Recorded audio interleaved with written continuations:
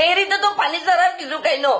এখন একটা কাজ করিস ভাইয়া, অন্তত 60টা গোল যাতে না খাই ওই অবস্থা করিস ভাইয়া, ওই ব্যবস্থাটা করিস।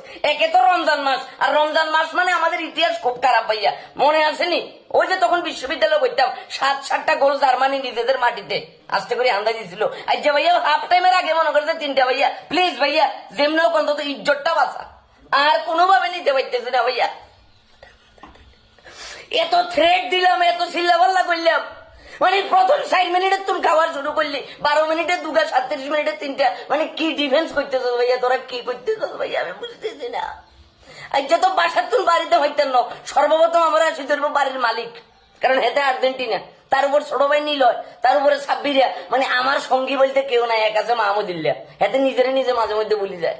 ওই একটা কাজ করি ভাইয়া, ভাইয়া অন্তত 7টা 7 আপ যাতে না খাই ব্যবস্থাটা কর ভাইয়া, মাফ কর। আল্লাহ রে আল্লাহ আল্লাহ আল্লাহ আল্লাহ। শাহিন রে কল দে, শাহিন রে কল দে, বাসার নিচে অ্যাম্বুলেন্স ডাক দে ভাই, পারতাছি না ভাই।